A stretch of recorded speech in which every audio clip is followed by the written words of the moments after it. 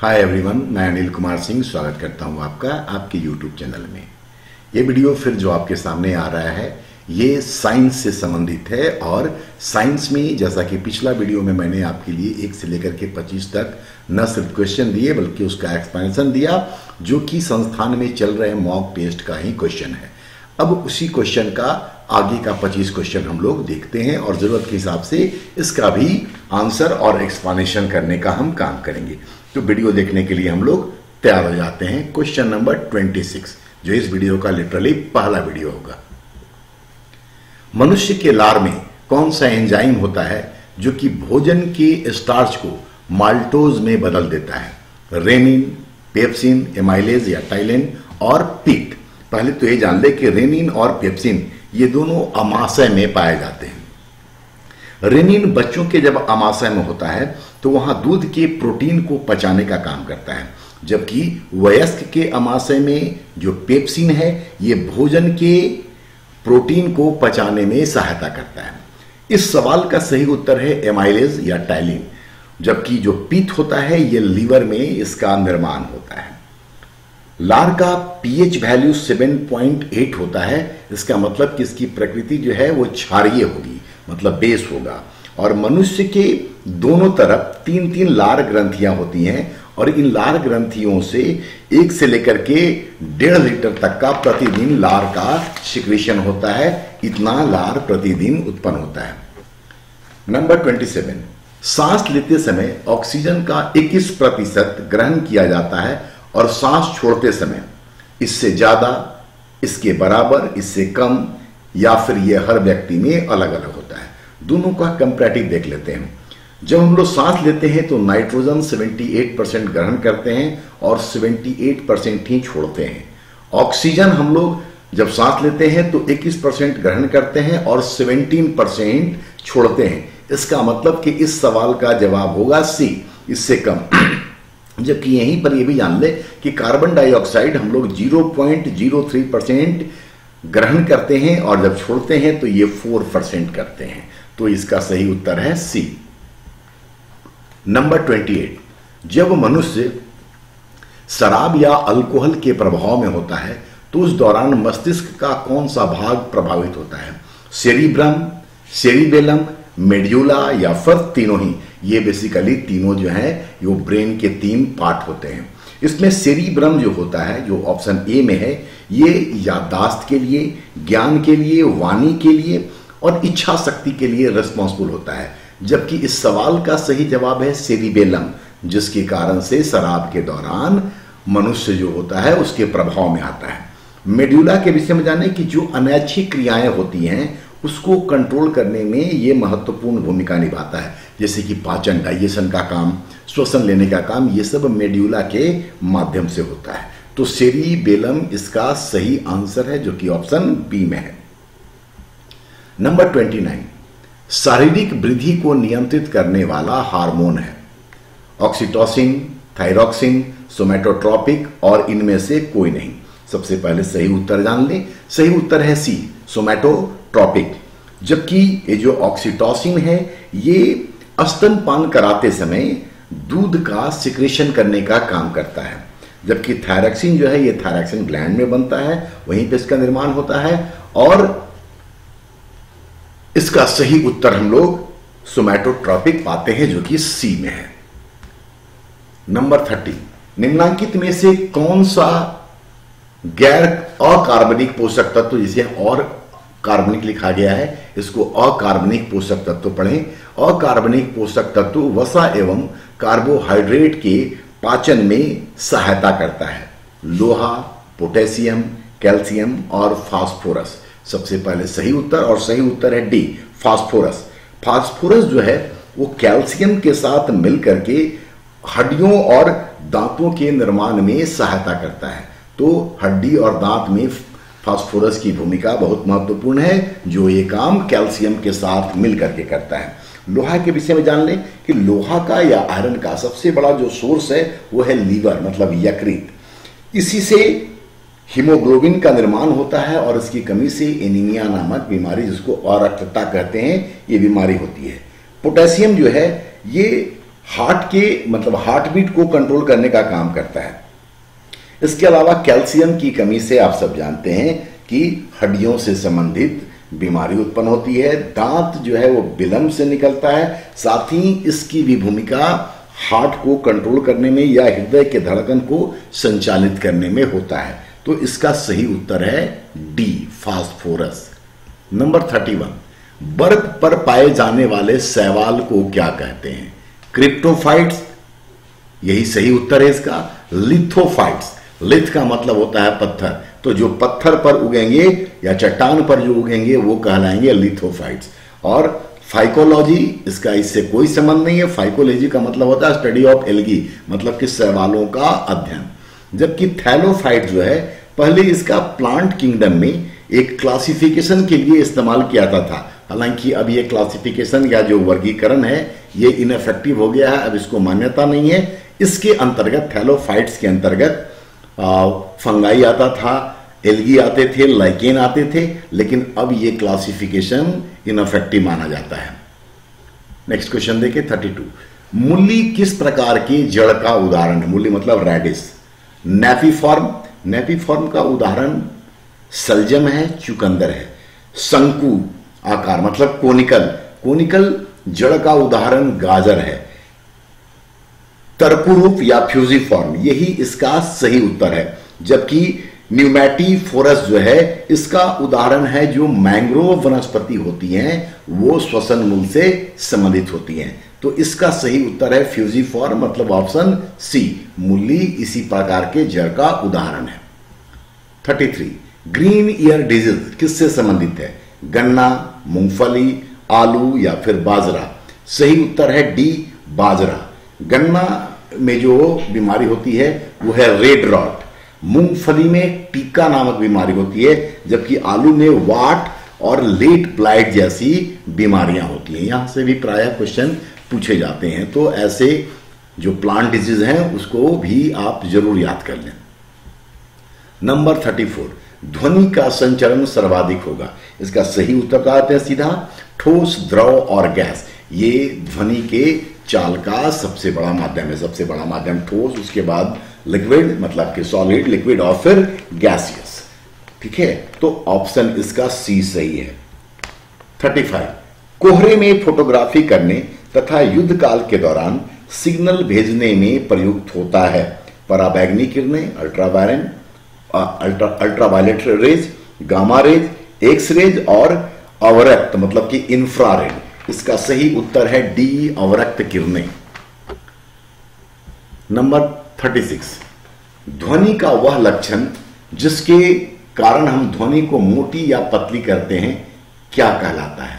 अनुनाद, तारत्व मतलब पिच, दोनों या फिर आयाम एम्पलीट्यूड? इसका सही उत्तर है बी, तारत्व मतलब जिसको अंग्रेजी में पिच कहते हैं।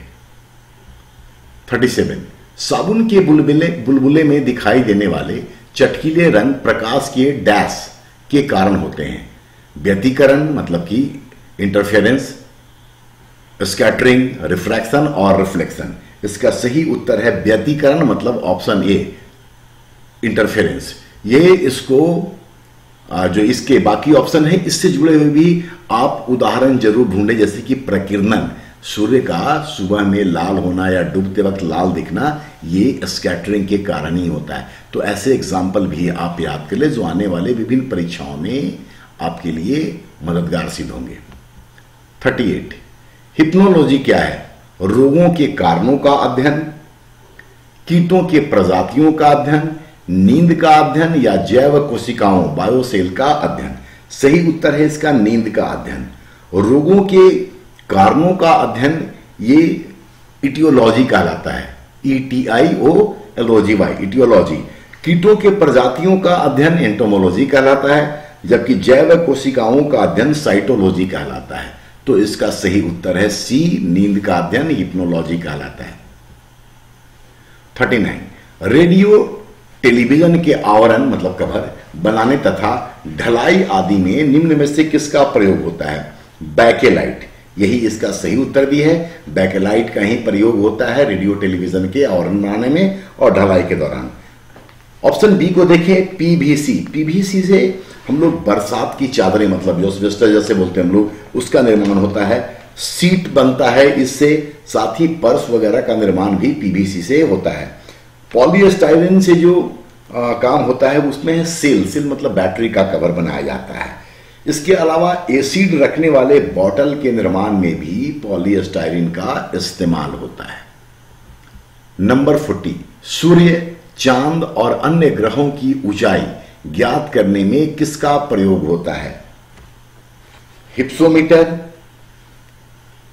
ओडोमीटर, सेक्सटेंट या फिर क्रोनोमीटर? सबका विषय में जान ले। हिप्सोमीटर, बेसिकली हिप्सोमीटर का प्रयोग होता है पर्वतों के ऊपर, पहाड़ों के ऊपर समुद्र तल से ऊंचाई जानने में। ओडोमीटर पिछले सेट में भी किसी क्वेश्चन के आंसर देते वक्त ओडोमीटर के संदर्भ में मैंने बताया था कि इसके द्वारा गाड़ियों के द्वारा तय की गई दूरी को दर्शाया जाता है या मापा जाता है। इस सवाल का सही उत्तर है सी, सेक्सटेंट। जबकि क्रोनोमीटर ये एक प्रकार का घड़ी है जिसका प्रयोग करके जहाजों में समय जानने का काम किया जाता है।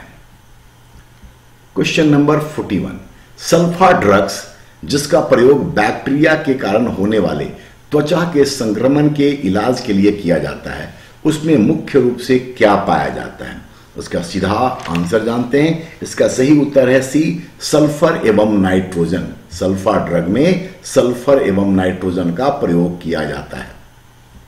नंबर 42, निम्न में से कौन मानव निर्मित रेडियो सक्रिय तत्व है, मतलब कि man made radio active element? Tritium, thorium, deuterium या फिर प्लूटेनियम? ये प्लूटेनियम इसका सही उत्तर है और प्लूटेनियम का इस्तेमाल परमाणु बम बनाने में किया जाता है। तो 42 का सही उत्तर है डी। 43, सीएनजी। आजकल हम लोग ये नाम बड़ी कॉमनली सुनते हैं, कंप्रेस्ड नेचुरल गैस, जो धरती के भीतर पाया जाने वाला हाइड्रोकार्बन का मिश्रण है जिसमें मीथेन की मात्रा होती है 10 to 20%, 30 to 40%, 60 to 70% और 80 to 90%। सही उत्तर है इसका डी, 80 to 90%, मतलब कि मीथेन की मात्रा इसमें सर्वाधिक होती है। यहां पर कुछ बातें और सीएनजी से जान ले, क्योंकि सीएनजी पर आजकल बहुत जोर दिया जा रहा है। सीएनजी को जलाने के लिए 540 डिग्री सेल्सियस से अधिक के ताप की आवश्यकता होती है। वहीं दूसरी ओर हम लोग अगर पेट्रोल का बात करें तो पेट्रोल सिर्फ 232 से लेकर के 282 डिग्री सेल्सियस के टेम्परेचर पर ही जलने लगता है। सीएनजी को वाहन के ईंधन के रूप में प्रयोग करने के लिए इसको 200 से 250 केजी पर वर्ग सेंटीमीटर के मतलब दबाव से इसको कंप्रेस किया जाता है। 200 से 250 केजी पर वर्ग सेंटीमीटर तक इसको दबाया जाता है, कंप्रेस किया जाता है, फिर इसको वाहनों में इस्तेमाल किया जाता है। ये जो ये जो सीएनजी होता है ये रंगहीन होता है, गंधहीन होता है, हल्का होता है और पर्यावरणीय दृष्टिकोण से ये सबसे कम पॉल्यूशन उत्पन्न करने वाला होता है। इसीलिए सीएनजी पर आज बहुत जोर दिया जा रहा है। क्वेश्चन नंबर 44, हेक्सोजन, T4 तथा साइक्लोनाइट को किस नाम से जानते हैं? RDX, डायनामाइट, TNG या फिर CFC? तो इसका सही उत्तर है RDX। और RDX का फुल फॉर्म शायद आपको पता हो, research and development explosive, RDX का फुल फॉर्म होता है। TNG मतलब ट्राई नाइट्रो ग्लिसरीन, इसको नोबेल ऑयल भी कहा जाता है। CFC आप जान रहे हैं, क्लोरोफ्लोरोकार्बन। डायनामाइट भी आप जान रहे हैं, विस्फोटक है, अल्फ्रेड नोबेल के द्वारा आविष्कार किया गया। नंबर 45, विरंजक एवं विस्फोटक के रूप में प्रयुक्त होने वाला पदार्थ जिसे ट्राई नाइट्रोफिनोल के रासायनिक नाम से जाना जाता है, ये क्या है? सिल्वर ब्रोमाइड, थोरियम, पिक्रिक अम्ल या फिर सुहागा? इसका सही उत्तर है पिक्रिक अम्ल, मतलब पिक्रिक एसिड। सिल्वर ब्रोमाइड का इस्तेमाल फोटोग्राफी में किया जाता है। थोरियम रेडियो एक्टिव मेटल है, धातु है, जबकि सुहागा ये इस्तेमाल होता है वेल्डिंग में, कांच उद्योग में तथा दिया सलाई बनाने वाले उद्योग में सुहागा या आइसिंग का प्रयोग किया जाता है। नंबर 46, अल्फा क्लोरो एसिटोफेनोन तथा एक्रोलीन का प्रयोग होता है अल्कोहल निर्माण में, फ्यूज निर्माण में, अग्निशामक में या फिर अश्रु गैस में। तो इसका सही उत्तर है टीयर गैस, मतलब ऑप्शन डी अश्रु गैस में। नंबर 47, मानव द्वारा संश्लिष्ट पहला रेशा है रेक्सिन। रेक्सिन बेसिकली एक कृत्रिम चमड़ा होता है, आर्टिफिशियल लेदर होता है जो कि सेल्यूलोज से बनाया जाता है। सही उत्तर है इसका रेयोन, मतलब कि ऑप्शन बी। रेडन जो है ये गैसीय तत्वों में सबसे भारी होता है और कैंसर के इलाज में रेडोन का इस्तेमाल किया जाता है, जबकि नियोन जो है ये गैस है और जो विद्युत से संबंधित विज्ञापन होते हैं, एडवर्टीजमेंट होता है, उसमें इसका प्रयोग किया जाता है। साथ ही नियोन का इस्तेमाल विमान चालकों को संकेत देने के लिए भी किया जाता है। नंबर 48, पेट्रोलियम के शुद्धिकरण में प्रयुक्त होता है, मतलब क्या प्रयोग किया जाता है पेट्रोलियम के शुद्धिकरण में? क्लोरीन, क्यूप्रिक ऑक्साइड, नाइट्रिक अम्ल या एसिड और हाइड्रोजन परऑक्साइड। इसके आंसर को पहले जान ले तो इसका सही आंसर है क्यूप्रिक ऑक्साइड, मतलब ऑप्शन बी। क्लोरीन का इस्तेमाल जल को शुद्ध करने में किया जाता है, वाटर प्यूरिफायर में इसका इस्तेमाल होता है। कपड़ों और कागज के रंग उड़ाने में भी क्लोरीन का इस्तेमाल किया जाता है, जबकि नाइट्रिक एसिड जिसका कि फार्मूला HNO3 होता है, ये TNT ट्राई नाइट्रोटॉल्विन में, TNG ट्राई नाइट्रोग्लिसरीन में और डायनामाइट में नाइट्रिक एसिड का इस्तेमाल होता है। साथ ही साथ नाइट्रिक एसिड का इस्तेमाल रंग और औषधि के निर्माण में और कृत्रिम आर्टिफिशियल रेशम के निर्माण या बनाने में भी किया जाता है। हाइड्रोजन पेरोक्साइड के विषय में जाने तो जो पुराने वॉल पेंटिंग होते हैं उसके रंगों को उभारने में इसका इस्तेमाल होता है। शराब के परिरक्षण, मतलब कि उसके प्रिजर्वेशन में इसका इस्तेमाल होता है। साथ ही ये जर्मनाशी भी है और प्रतिरोधक के रूप में भी इस्तेमाल किया जाता है। नंबर 49, बेंजोइक एसिड का प्राकृतिक स्रोत है फिटकिरी एवं सोरा। ये बेसिकली नाइट्रिक एसिड का नेचुरल सोर्स है। खट्टे फल से साइट्रिक एसिड की प्राप्ति होती है। इसका सही उत्तर है घास, पत्ते एवं मूत्र। जबकि ऑप्शन डी को देखें, फलों के रस एवं सुगंधित तेल, इससे एसिटिक एसिड की प्राप्ति होती है। तो इसका सही उत्तर है सी। और इस सेट का आखिरी क्वेश्चन, नींद लाने वाली दवा के रूप में प्रयुक्त होता है सिल्वर ब्रोमाइड। पहले ही बता चुके हैं आपको कि यह फोटोग्राफी में इस्तेमाल होता है। इसका सही उत्तर है पोटेशियम ब्रोमाइड। कार्बन टेट्राक्लोराइड, इसको पायरीन के नाम से भी जाना जाता है और ये अग्निशामक में इस्तेमाल होता है। जबकि सोडियम बाइकार्बोनेट, जिसको कि गर्म करने पर कार्बन डाइऑक्साइड की उत्पत्ति होती है और इसीलिए इसको डबल रोटी बनाने में, केक बनाने, केक के निर्माण में सोडियम बाइकार्बोनेट का इस्तेमाल किया जाता है। इसको सामान्य तौर पे खाने वाला सोडा जो बोलते हैं। ठीक है, तो ये 50 क्वेश्चन इस टेस्ट के और बचे हुए हैं जो आपको हम अगले वीडियो में प्रोवाइड करेंगे। जो ऑप्शन से संबंधित कुछ बातें बताई गई हैं प्लीज उसको आप नोट कर लीजिए और धीरे धीरे करके अपने आपका जो संपत्ति है ज्ञान का उसको बढ़ाने का काम कीजिए। तो देखते रहिए, मेरी शुभकामनाएं। Wish you all the best, good luck, thank you.